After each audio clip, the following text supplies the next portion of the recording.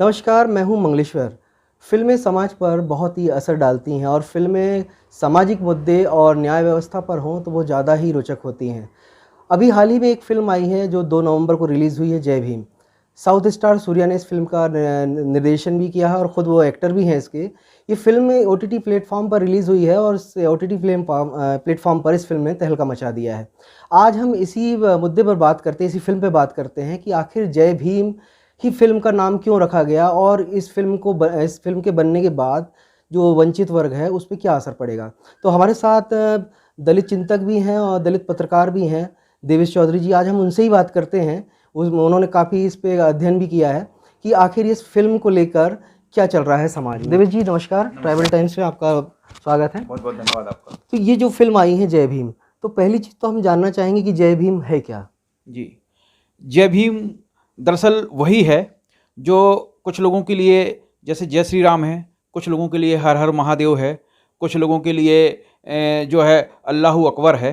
तो भारत की एक बहुत बड़ी वंचित आबादी है जिसको हम दलित आबादी के रूप में जानते हैं, जिसको हम बहुजन आबादी के रूप में जानते हैं, जिसमें दलित, आदिवासी और पिछड़ा वर्ग शामिल हैं। वह जब अपने संविधान में प्रदत्त अधिकारों को भोग करते हैं और अपने मसीहा संविधान निर्माता भारत रत्न डॉक्टर बाबा साहब भीमराव अम्बेडकर को याद करते हैं, तो श्रद्धा के साथ वो जो जय भीम बोलते हैं, वह जय भीम हमारे एक स्टिक्ट है। जय भीम हमारा जो है हमारी इंसानियत का एक मापदंड है और जय भीम जो है हमारी रगों में दौड़ता हुआ खून है, हमारे अंदर का जो प्रोटोप्लाज्म है वह जिंदा है। ये बताने का एक जरिया है जय भीम।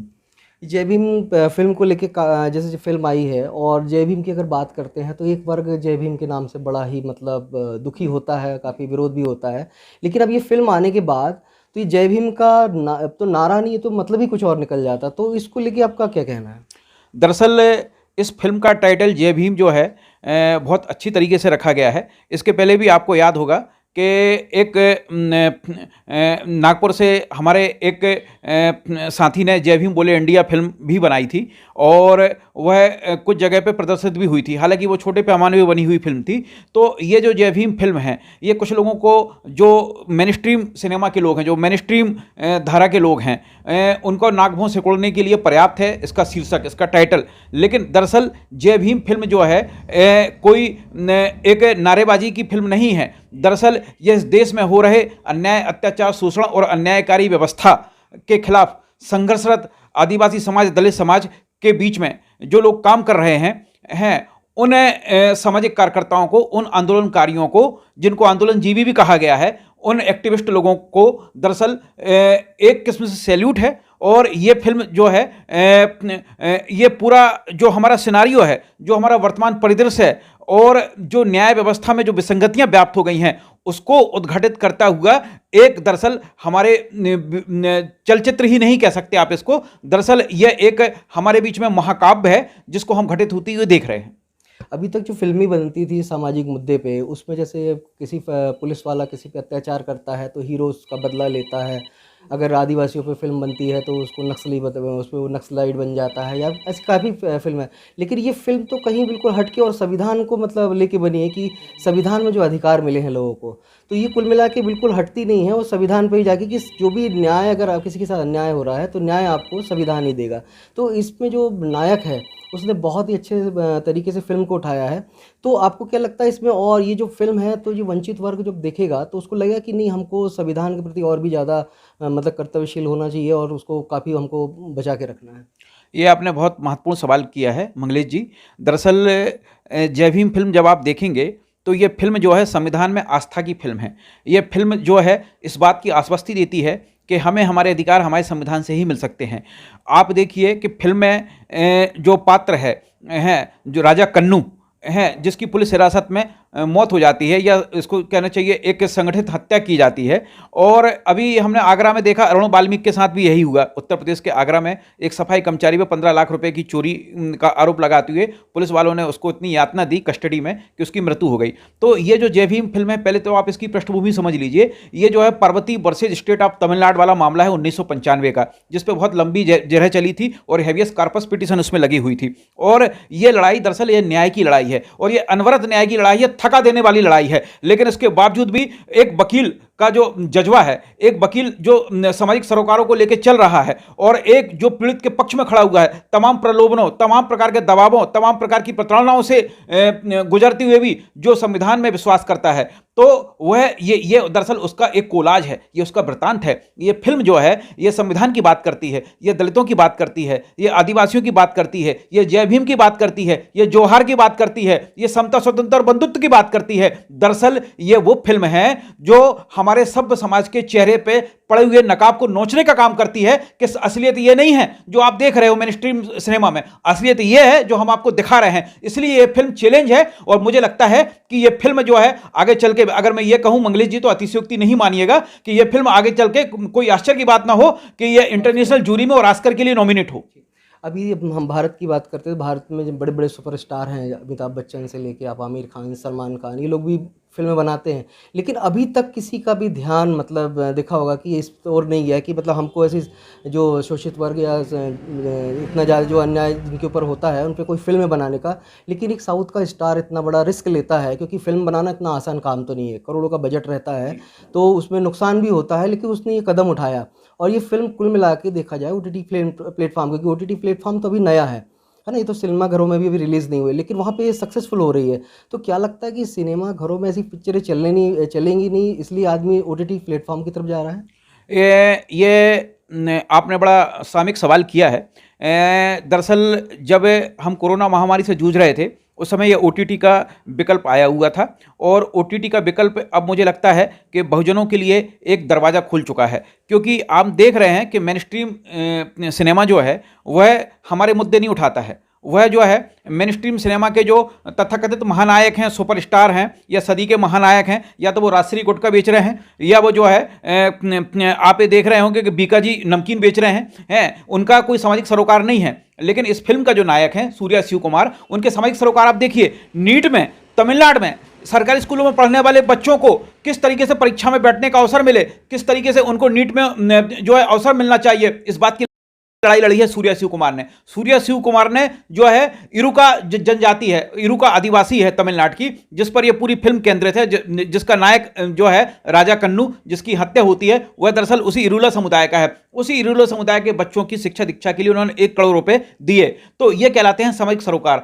दक्षिण के अधिकांश अभिनेताओं में आप देखेंगे, ज्यादातर आप कलाकारों में देखेंगे, आपको सामाजिक सरोकार देखने को मिलेगा। ये चीजें जो है मेन स्ट्रीम सिनेमा में देखने को नहीं मिलेंगी आपको। मेन स्ट्रीम सिनेमा दरअसल क्या है कि मैं आपको बताऊं, जो पेज 3 कल्चर के लोग हैं उनको दृष्टिगत रखते हुए बनाया गया सिनेमा है। इसमें जो है ना आपको भूख दिखाई देगी, ना इसमें आपको गरीबी दिखाई देगी, ना इसमें आपको जाति व्यवस्था की सड़ांध मारती हुई बदबूदार व्यवस्था दिखाई देगी इसमें, और ना ही इसमें आपको आरक्षण व्यवस्था को किस तरीके से खत्म किया जा रहा है वो दिखाई देगा इसमें आपको, ना इसमें आपको दलितों बहुजनों के मुद्दों को किस तरीके से आइसोलेट किया जा रहा है वो दिखाई देगा। दरअसल ये चीजें जो हमको दिखाई देंगी वो हमें दक्षिण की फिल्मों में दिखाई देंगी। मंगलेश जी, मैं बताना चाहता हूं आपको कि इसके पहले एक फिल्म बनी थी मसान, इसके पहले एक फिल्म बनी थी काला, इसके पहले बनी थी सरपट्टा है, इसके आप देखेंगे इसके पहले फिल्म बनी थी असुरा, तो जिसमें धनुष थे। तो ये जो हमारे और अभी जो हमारी जय भीम फिल्म आई है, दरअसल ये फिल्म नहीं है। हमको मालूम है किस तरीके की फिल्में जो है सिनेमा में जाएंगी तो दर्शक देखने के लिए नहीं पहुंचेंगे, क्योंकि इसका दर्शक कौन है? इसका दर्शक है बहुजन समाज का व्यक्ति। ये हमें झकझोरने वाली फिल्म है, ये हमें मनोरंजन नहीं करती है। जिनको मनोरंजन देख करना है, जिनको मनोरंजन चाहिए, वह जो है महानायकों की फिल्मों को देख सकते हैं, खानों की फिल्मों को, खान ब्रदर्स की फिल्मों को देख सकते हैं। लेकिन जिनको वास्तव में पीड़ा है, समाज में कुछ बदलाव होना चाहिए, जो वर्तमान व्यवस्था से असंतुष्ट हैं, उनको जय भीम फिल्म देखना चाहिए। ये फिल्म दरअसल हमको बेचैन करती है, ये फिल्म हमको सोने नहीं देती है। ये फिल्म जो है हमको ये बताती है कि ये जो कुछ है उससे बेहतर चाहिए हैं, और अभी जो व्यवस्था है वो व्यवस्था हमारे लिए नाकाफी है। इसलिए उसमें काफ़ी कुछ चेंजेस की जरूरत है, जो संविधान के दायरे में रह के ही हो सकते हैं। अभी जो हम देखते हैं, अगर बॉलीवुड की बात करते हैं, बॉलीवुड की फिल्में अभी लगातार अधिकतर पिटती हैं, और अभी जो फिल्में आ रही हैं वो कहीं ना कहीं साउथ की रीमेक होती हैं। सिंघम में, जिसमें सूर्या कुमार ने भी काम किया था पहले, उसकी भी सिंघम रीमेक आई थी जिसमें अजय देवगन वगैरह थे। काफ़ी फिल्में उनकी है, तो साउथ की फिल्में मतलब रीमेक में हिंदी में बन रही है। तो अब आपको क्या लगता है कि जय भीम फिल्म आने के बाद ये दौर शायद बॉलीवुड में शुरू होगा? रिस्क लेगा इतना बड़ा? मुझे नहीं लगता है, क्योंकि बॉलीवुड आज भी बदलने को तैयार नहीं है। बॉलीवुड में आप ये देखेंगे कि एक फिल्म बनी थी, मैं यहाँ पे उसका उल्लेख करना आवश्यक समझता हूँ आपकी इस डिबेट में, आर्टिकल 15। और आपने देखा होगा आयुष्मान खुराना उसमें जो है हीरो का रोल कर रहे थे, और उस फिल्म का जो नायक है वह एक ब्राह्मण था, और उसको आश्चर्य की बात है कि उसको उसके ब्राह्मणत्व का ही ज्ञान नहीं था। तो हमारा मुक्तिदाता एक सवर्ण समुदाय का ही होगा, यह बॉलीवुड फिल्मों की थीम है, इस बात को आप समझ लीजिएगा। लेकिन साउथ की फिल्में इसके विलोम हैं। साउथ की फिल्मों में जो है आपको इस तरीके का यूटोपिया नहीं दिखाई देगा जो हमको बॉलीवुड की फिल्मों में दिखाई देता है। यहाँ पे स्थिति यह है कि मुक्तिदाता भी वही है, हमारा तकलीफ देने वाले भी वही हैं, और मुक्तिदाता भी वही है। तो ये दरअसल वास्तविकता से परे चीजें हैं। और जहां तक आपने बॉलीवुड में क्या बदलाव आएगा, आपने उस पर सवाल किया। देखिए, बॉलीवुड में की जो अधिकांश फिल्में रहती हैं वो साउथ की रीमेक रहती हैं या हॉलीवुड की फिल्मों की रीमेक रहती हैं। लेकिन बॉलीवुड बड़े महीन तरीके से, बड़े सूक्ष्म तरीके से एक जाति व्यवस्था को भी बनाए रखना चाहता है। वह देखता है कि जिस फिल्म से चेतना का प्रादुर्भाव हो, जो फिल्म एक बहुजन समाज में चेतना का आविष्कार करे, उस तरीके की फिल्मों को दबा दो या उस फिल्म पे चुप्पी साध लो। दरअसल यह षड्यंत्रकारी चुप्पी बॉलीवुड की पहचान है। इसलिए मैं बिल्कुल आशान्वित नहीं हूं कि बॉलीवुड में कोई बदलाव आएगा इस फिल्म को देखने के बाद। नहीं आएगा, जो आएगा नहीं आएगा, लेकिन अभी जैसे कुछ निर्माता निर्देशक है, जैसे जो IAS रमेश थेटे साहब हैं, जो मतलब मध्य प्रदेश के काफ़ी बड़े अधिकारी भी थे, उन्होंने अभी फिल्म भीमा कोरेगा, वो तो इसी महीने रिलीज़ भी होने वाली है। इसके अलावा एक फिल्म और आ रही है जयंती, ये ऐसी सामाजिक मुद्दे और वंचित वर्गों को लेके ही बनाई जा रही है। तो ये कहीं ना कहीं शुरुआत तो अब बॉलीवुड में भी हो गई है। देखिए, मैं आपको बताना चाहूँगा कि हमें कोई भी व्यक्ति जब अभिनय करता है और कोई व्यक्ति जब अपना पूरा खून पसीना लगाता है, तो उसके अंदर एक समर्पण और एक सामाजिक सरोकार और सजगता भी होनी चाहिए। मंगलेश जी, सूर्या शिव कुमार जो है एक बहुजन समाज से प्रतिनिधित्व करते हैं, और आप ये देखिए कि इसके पहले भी भारत में जाति व्यवस्था को उद्घाटित करती हुई फिल्म बनी थी, ऐसा नहीं है कि नहीं बनी थी। अछूत कन्या थी, हैं, जिसमें एक गांधीवादी दर्शन हमको दिखाई देता है। एक आपने देखा होगा सुजाता भी थी। तो अभी मैंने भी थी, और एक जाग उठा इंसान भी जाग उठा इंसान भी थी, है। और अभी आर्टिकल 15 की भी मैंने आपसे चर्चा की, और डॉक्टर बाबा साहब अम्बेडकर की जीवनी पर डॉक्टर जब्बार पटेल ने भी बनाई थी फिल्म, है ना, वो भी आपने देखा होगा। और वो हालांकि NFDC के सहयोग से बनी हुई थी। लेकिन बॉलीवुड की जो फिल्में हैं वह दरअसल अभी भी सच को स्वीकार करने को तैयार नहीं है। आपने रमेश थेटे जी का जहां तक उदाहरण दिया, उन्होंने the battle of Bhima Koregaon film बनाई है, जो इसी अक्टूबर माह में रिलीज होने भी वाली है, और कुछ चीज़ें चल रही हैं। दरअसल ये सबाल्टर्न तबका है जो हमारा बॉलीवुड में है, वह इस तरीके का प्रयोग करने के लिए तैयार है। लेकिन हमारा मेन स्ट्रीम सिनेमा आज भी प्रयोग करने से बचता है, क्योंकि वो नहीं चाहता है कि बज बजाती हुई गंदगी जिसके ऊपर उन्होंने कालीन बिछा के रखी हुई है, वो कालीन हटाई जाए। क्योंकि जिस दिन वो बज बजाती गंदगी दिखाई देगी, उस दिन उनके चेहरे पे भी जो दाग है ना, वो दिखाई दे जाएंगे। इसलिए उन दागों से बचने के लिए हमेशा पलायनवादी रवैया अपना के रखते हैं, और ये जो पलायनवादी रवैया है, ये बॉलीवुड की पहचान है। बॉलीवुड में भी अगर देखा जाए तो कई दलित अभिनेता हैं और गायक भी हैं, लेकिन कुल मिला के ये लोग सामने नहीं आते हैं। या तो अपनी जाति छुपा के रहते हैं, या फिर मतलब उनको ऐसा लगता है कहीं ना कहीं उनके व्यवसाय पे कुछ असर पड़ेगा। तो अब जैसे सूर्या कुमार तो मतलब खुद दलित वर्ग से आते हैं, समुदाय से आते हैं, इतने बड़े सुपरस्टार हैं। तो हमारा जो बॉलीवुड है उसके अंदर भी जो बैठे हुए हैं, तो क्या इनको नहीं लगता कि इनको भी आगे आके ऐसा कदम उठाना चाहिए? दरअसल कुछ व्यावसायिक मजबूरियां भी होती हैं, हमें इस चीज़ को समझना होगा। बॉलीवुड में हमारे गायक भी हैं, बॉलीवुड में हमारे कलाकार भी हैं जो इस बहुजन समाज से, दलित समाज से ताल्लुकात रखते हैं। लेकिन वह उनके सामने जो एक आइडेंटिटी क्राइसिस है, उसको हमें समझना होगा। वो अगर वहाँ पे अपनी जातीय अस्मिता और अपनी सामाजिक सरोकारों को लेके जाएंगे, तो हो सकता है उनको फिल्मों में गाने को ना मिले या फिल्म में अभिनय करने को ना मिले बॉलीवुड की फिल्मों में। ये एक सच्चाई है।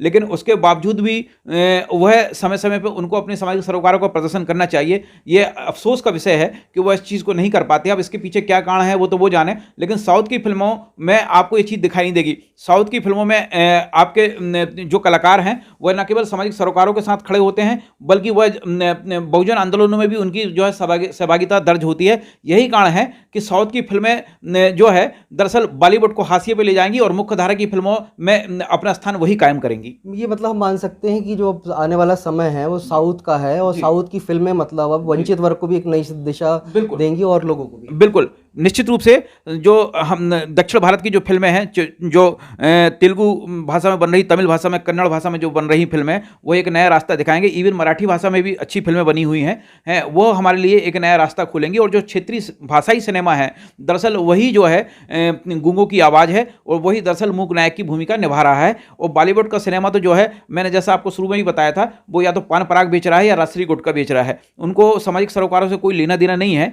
और वह उनको सिर्फ इस बात का फिक्र रहती है कि एक सुपरस्टार का लड़का जो है, जो ड्रग्स का आदी है, और वो किस तरीके से जेल गया है और उसको किस तरीके से उसको बाहर लाया जाए, उसको जमात कराई जाए, ये उनके सरोकार हैं। उनके सरोकार इस बात में नहीं है कि अगर किसी भी वंचित तबके के व्यक्ति के ऊपर, वंचित तबके के वंचित समुदाय के, समाज के लोगों के ऊपर यदि कोई अत्याचार, एट्रोसिटीज हो रही है, तो हम उस पर अपनी मुखरता से अभिव्यक्ति दें। ये चीज़ आपको रजनीकांत में दिखाई देगी, ये चीज़ आपको कमल हसन में दिखाई देगी, ये चीज़ आपको सूर्या शिव कुमार में दिखाई देगी, ये चीज़ आपको जो है आर वेल्लू पिल्लई में दिखाई देगी, लेकिन ये चीज़ आपको अन्य लोगों में दिखाई नहीं देगी।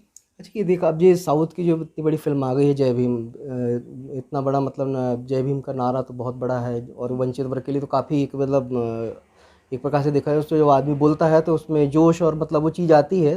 लेकिन अब ये फिल्म बनने के बाद अब ऐसा देखा जा रहा है कि मतलब आने वाले जो वंचित वर्ग है, तो उसको अब ये लगता है कि हमें न्याय पाने के लिए संविधान को मतलब ज़्यादा हमको महत्व देना पड़ेगा, क्योंकि अभी तक देखा है कि वंचित वर्ग संविधान से काफ़ी दूर था, जानता है लेकिन समझता नहीं है वो। इस फिल्म के आने के बाद उसको न्याय पे भरोसा हो जाता है, और वो अब देखेगा कि मतलब हमको संविधान को जितने से ज़्यादा बचाने की कोशिश करना पड़ेगा। तो आपको क्या लगता है कि ऐसी फिल्में और बनना चाहिए?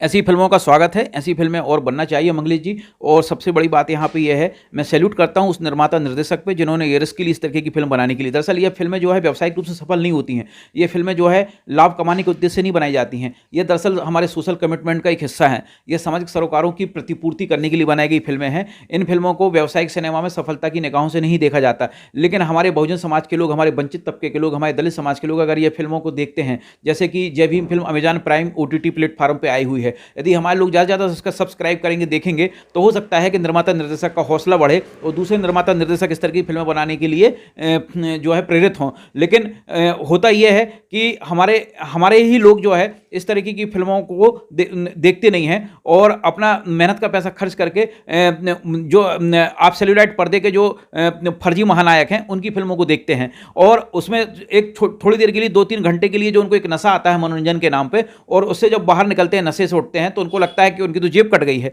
जबकि उनको परिवर्तन की राह दिखाने वाली जो फिल्में हैं वो यही फिल्में हैं, जय भीम भोले फिल्म जैसी फिल्में हैं। तो इस तरीके की फिल्मों को प्रोत्साहित करना चाहिए, देखना चाहिए, और मुझे लगता है कि ऐसी फिल्में अब बनेंगी, क्योंकि अब हमारे दर्शकों का भी टेस्ट बदल रहा है। क्योंकि अब जो है हमारा जो अभिजन समाज है, जो एलिट क्लास का तबका है, वह भी अब इस बात को मानने के लिए बाध्य हो रहा है कि हमने जिनका सदियों से शोषण किया है, जिस वंचित समाज को हमने हमेशा सताया है, अब वह अपनी आवाज़ उठाने के लिए वो अपने नायक खड़ा कर रहा है, और उसके नायक पर्दे पे आ रहे हैं, और अब हम उसको दब नहीं सकते हैं, और ना हमारे दबाने से वो दबेंगे। इसलिए मुझे लगता है कि अब देर सवेरे, अभी तो नहीं, लेकिन आगे चल के दूसरे लोग भी इस तरीके की फिल्मों का स्वागत करेंगे, और हमारे लोगों को तो इस तरीके की फिल्मों का विशेष रूप से स्वागत करना चाहिए और प्रोत्साहित करना चाहिए। अच्छा, ये फिल्म तो आई है, इसमें काफ़ी दिखाया गया कि अत्याचार हुआ, उस पर कैसे वो विजय भी प्राप्त करता है नायक। तो ये अत्याचार अगर वर्तमान में भी देखा जाए तो अभी शोषित वर्ग पे काफ़ी हो रहा है। यूपी में तो सबसे ज़्यादा है, फिर राजस्थान है, फिर MP है, और भी है। तो आपको लगता है कि ये जो ऐसे अत्याचार हो रहे हैं, इसके लिए आवाज़ उठाने के लिए जो एक अभिभाषक वर्ग जो होता है, वकील होता है, इसके अलावा भी किसी अन्य वर्ग जो पत्रकार हो गए या फिर और दूसरे भी क्षेत्र के लोग हैं, इनको भी आवाज़ उठानी चाहिए, और उनको ये नहीं सोचना चाहिए कि भाई इससे कुछ नहीं होगा, क्योंकि सत्य की लड़ाई में तो काफ़ी मुश्किलें आती हैं, उसका कहीं ना कहीं आखिरी में फिर परिणाम भी अच्छा मिलता है, लेकिन लोग हार जाते हैं। तो आपको क्या लगता है कि मुद्दे ऐसे उठाते हैं? आपने बहुत ही सामाजिक सरोकारों से जुड़ा हुआ सवाल किया है मंगलेश जी, ये बात सही है। दरअसल कोई भी लड़ाई का ठेका कोई एक समुदाय या कोई एक वर्ग नहीं लेता है। निश्चित रूप से जब आज़ादी की लड़ाई लड़ी जा रही थी, स्वाधीनता संग्राम की लड़ाई लड़ी जा रही थी, तो उसमें वकील तबका ही सबसे पहले आगे आया था। वकील जो है, वकालत जो है, एक नोबेल प्रोफेशन होता है। तो इसमें संविधान की रक्षा का दायित्व जितना वकीलों का है, संविधान की रक्षा का दायित्व उतना अध्यापकों का भी है, उतना इंजीनियर्स का भी है, उतना पत्रकारों का भी है, उतना शासकीय कर्मचारियों का भी है, उतना जो है आम जनता का भी है। ये सबकी लड़ाई है। ये दरअसल ये लड़ाई संविधान बचाने की लड़ाई है। संविधान पे किस तरीके के हमले हो रहे हैं ये हम देख रहे हैं। आज लखवीर सिंह को जो है मार के टांग दिया जाता है और हमारा सभ्य समाज जो है मुंह पे दही जमा के बैठ जाता है।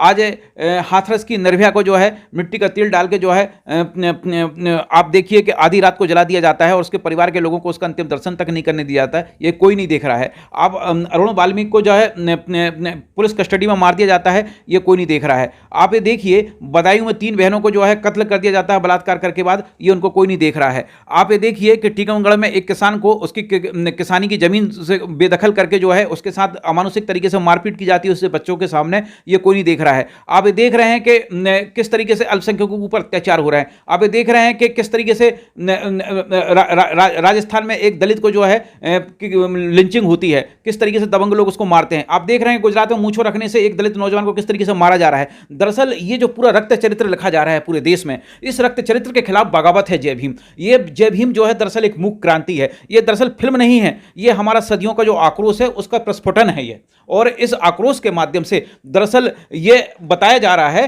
कि हम संविधान के माध्यम से अपनी लड़ाई लड़ेंगे और इस लड़ाई में हम विजय हासिल करेंगे और तमाम प्रकार की कुर्बानियां भी यदि हमसे मांगी जाती हैं तो हम उसको देंगे। लेकिन उसके बावजूद बाबा साहब अम्बेडकर का संविधान जो है वह हमें न्याय दिलाने के लिए सक्षम है, पर्याप्त है और हम उसी संविधान को बचाए रखने के लिए, उसको जिलाए रखने के लिए लड़ाई लड़ेंगे। यह जय भीम इस बात की आश्वस्ति देती है।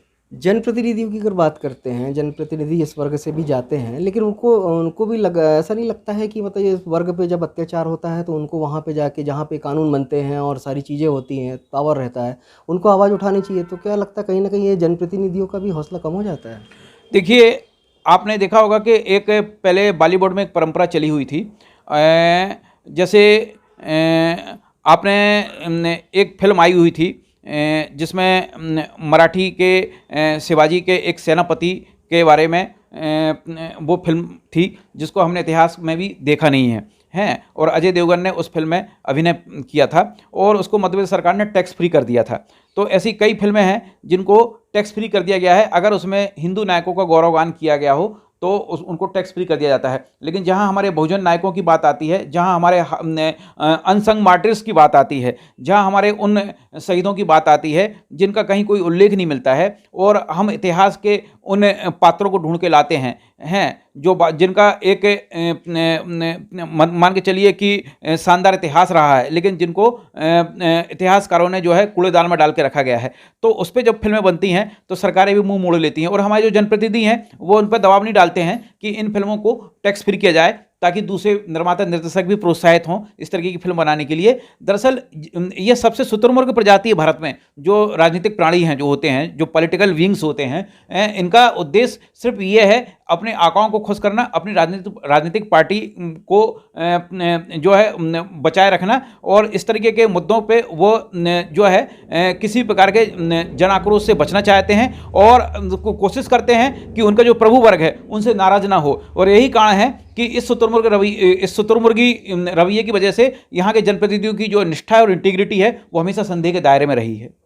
अब क्या लग रहा है कि आपको आने वाले समय में ये जो नायक अभिनेता होते हैं यही मतलब कुछ ऐसी चीज़ें करेंगे ताकि समाज को मतलब एक नई दिशा मिलेगी? बिल्कुल, मैं आपसे इस बात से सहमत हूँ। दरअसल इन्होंने हमको एक राह तो दिखाई है और अपने अभिनय से भर नहीं, अपने व्यक्तिगत जीवन से भी, क्योंकि आप देखिए कि जब तक आप अपने कार्यों को आचरण में नहीं उतारेंगे तो आप एक अच्छा अभिनेता हो सकते हैं लेकिन अच्छा इंसान नहीं हो सकते। अच्छा इंसान वही हो सकता है, अच्छा अभिनेता वही हो सकता है जो एक अच्छा इंसान भी हो। और साउथ के ज़्यादातर कलाकारों ने इस बात को सिद्ध किया है, साबित किया है कि उनके अंदर भी जो है सामाजिक सरोकार हिलोरे मारते हैं और यही कारण है कि ये इस तरीके की फिल्मों को बढ़ावा मिलेगा और इस तरीके के जो नायक हैं वह दरअसल हमारे जो है मुख्य धारा के नायकों में स्थापित होंगे। और ये न केवल स्थापित होंगे बल्कि आप ये देखिए कि साउथ में जिस तरीके का आप रजनीकांत को भगवान का दर्जा प्राप्त है, या वहाँ आंध्र प्रदेश में एक समय में एन.टी. रामाराव को, तमिलनाडु में एम.जी. रामचंद्रन को जो दर्जा प्राप्त था, तो वह कारण उसका यह था कि ये दरअसल पूरे अभिनय में डूब जाते हैं। तो अभिनय में डूबने के साथ साथ इनका अपने सामाजिक सरोकार था। ठीक है, वह हम उनको बहुजन आंदोलन से नहीं जोड़ सकते हैं, लेकिन दरअसल उनने अपने कमिटमेंट के प्रति तो ईमानदार रहे। एमजी रामाराव हों, चाहे एमजी रामचंद्रन हो, चाहे एनटी रामाराव हों। ठीक उसी तरीके से हमारे जो आज के नायक हैं, जो बहुजन नायक हैं, वह अपने सरोकारों के प्रति ईमानदार हैं। और यही कारण है कि जय भीम जैसी फिल्म अगर बन रही है और ओटीटी प्लेटफॉर्म पर रिलीज हो रही है, तो ये इस बात को साबित करता है कि अब भारत बदल रहा है। अब ये 70 और 80 के दशक और 90 के दशक का भारत नहीं है, 21वीं सदी का भारत है ये। जय भीम फिल्म आई है, और जय भीम के बाद तो अभी और लगातार अब फिल्में मतलब सिलसिला शुरू हो रहा है। जैसे अभी 12 तारीख को जयंती फिल्म भी आ रही है, वो भी इसी सोशल मुद्दे पे और वंचित वर्ग से को लेके ही बनाई गई है। उसके बाद फिर भीमा कोरेगांव भी आ रही है। न जाने भी कितनी फिल्में और लाइन में हैं जो मतलब आने वाली हैं। तो अब आपको लगता है कि एक मतलब फिल्मों के माध्यम से एक नया आंदोलन खड़ा हो रहा है देश में? निश्चित रूप से आप देखिए कि कर्नाटक की फिल्मों के कन्नड़ फिल्मों के जाने माने हीरो आर चेतन कुमार को देखिए आप। उन्होंने जिस तरीके से सामाजिक सरोकारों की अलग जगा रहे हैं, वो सिर्फ एक कलाकार भर नहीं है, वो एक एक्टिविस्ट भी हैं। ठीक है, सूर्या शिव कुमार को आप देख लीजिए। ठीक है, आप धनुष को देख लीजिए, तो आप काला फिल्म के निर्देशक को देख लीजिए। तो हाँ, तो आप इस तरीके से ये लोग जो हैं एक अलग जगाने का काम कर रहे हैं। और ये दरअसल एक अपने सरोकारों के प्रति किस तरीके से इनका एक कमिटमेंट दिखाई देता है, आपको जो प्रतिबद्धता दिखाई देता है, वह इस बात को साबित करने के लिए पर्याप्त है कि अब वह समय नहीं है कि हम सिर्फ नायकों की पूजा उनके अभिनय के आधार पर करेंगे। अब नायकों का जो मूल्यांकन है वह उनके सामाजिक सरोकारों को देख के भी किया जाएगा। मंगलेश जी, इस बात के लिए आप ये बिल्कुल आश्वस्त हो सकते हैं कि हमारा बैक पे टू सोसाइटी की भावना क्या है। आप जैसे आपने बताया कि अभी कुछ फिल्में और रिलीज होनी है, पाइपलाइन में है कुछ फिल्में जो दलित सरोकारों को लेकर, बहुजन सरोकारों को लेकर तैयार हो रही हैं। इसके पहले सुद्राज फिल्म भी रिलीज हुई थी, भीमा कोरेगांव पे बनी हुई the battle of Bhima Koregaon भी रिलीज होने की तैयारी में है। तो लेकिन अब हमें कोशिश, दरअसल क्या होता है कि हमारी फिल्में बनती हैं और उसमें हम उस तरीके के नायकों को लेते हैं जो मुख्य धारा के नायक हैं, मुख्य धारा के सिनेमा के एक सशक्त नाम है, ताकि फिल्मों को दर्शक मिलें। लेकिन अब वो दिन दूर नहीं है जब बिना नामचीन नायक के भी हमारी फिल्में लोग देखेंगे, सिर्फ उनकी विषय वस्तु के आधार पर, उनकी कथा वस्तु के आधार पर और उनके कंटेंट के आधार पर। लेकिन अब ये देखा जाएगा, जो सामाजिक सरोकार या वंचित वर्गों के अधिकारों की बात है, जो फिल्में बनती हैं, वो खास तौर पे जैसे मराठी सिनेमा हो गया, मराठी सिनेमा तो काफ़ी इसमें आगे है कि वो ऐसे मुद्दे उठाता है। जैसे मंजूनाथ जो है, ये अपने सैराट बनाते हैं, पंडरी बनाते हैं, इसकी और फिल्में बनाते हैं, वो राष्ट्रीय अवार्ड तक जीतती हैं। इसके बाद अब साउथ की बात है, तो सारा अगर हम एक शब्द का प्रयोग करते हैं कि ठेका अगर साउथ के और मराठी सिनेमा ने ही ले रखा है, तो ये भारतीय जो फिल्मकार हैं, निर्देशक है, ये क्यों नहीं कर सकते हैं? बिल्कुल, देखिए आपने बहुत अच्छा उदाहरण दिया। जो सैराट फिल्म थी, वह दरअसल आपने देखा होगा कि हिंसा के खिलाफ एक अहिंसा का एक शानदार दस्तावेज था।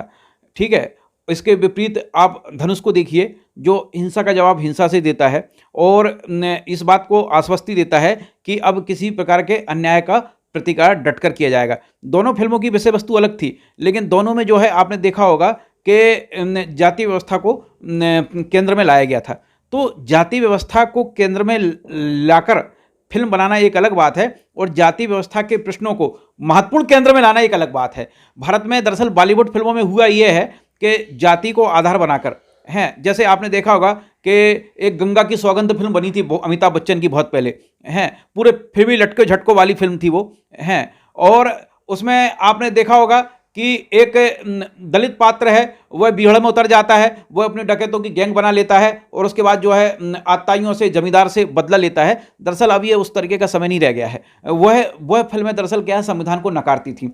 अब की जो फिल्में हैं वह संविधान के दायरे में हम कैसे न्याय दिला पाएँ अपने लोगों को, इस बात की जो है ठोस आश्वस्ति देती हैं। और आप इस बात को यकीन मान सकते हैं मंगली जी कि चाहे हमारे मराठी सिनेमा के कलाकार हों, चाहे वो हमारी दक्षिण भारतीय फिल्मों के कलाकार हों। दरअसल इन लोगों का जो हमेशा से एक सरोकार रहा है, सामाजिक सरोकार रहा, क्योंकि वो पेरियार की भूमि रही है, वहाँ एक दृढ़ आंदोलन रहा है। महाराष्ट्र में डॉक्टर बाबा साहब अम्बेडकर का और हमारे भक्ति आंदोलन के संतों का एक बड़ा संघर्ष का इतिहास रहा है। वह शिवाजी की भूमि रही है, कर्म भूमि रही है, डॉक्टर बाबा साहब अम्बेडकर की कर्म भूमि रही है। इसलिए वहाँ इस तरीके का आपको कंटेंट निकलेगा, देखने को मिलेगा। और जो मेन स्ट्रीम सिनेमा है, जो हिंदी सिनेमा है, जो जो जो सिर्फ पैसा बटोरने का काम करता है, वह दरअसल दलित मुद्दों को भुनाता तो है, लेकिन दलितों को मुद्दों को समाधान संविधान के दायरे में रह के किस तरीके से हो सकता है, उस पर दरअसल उसके पास कोई विजन नहीं है। ये विजन का अभाव ही जो है इस तरीके की फिल्में बनाने से रोकता है। पसंद भी कर रहे हैं, तो ऐसी फिल्में बनना चाहिए और आना भी चाहिए, ताकि हम अपने समाज को और जो शोषित वंचित वर्ग हैं इनको मतलब कुछ न्याय मिल पाए। जबलपुर से मंगलेश्वर।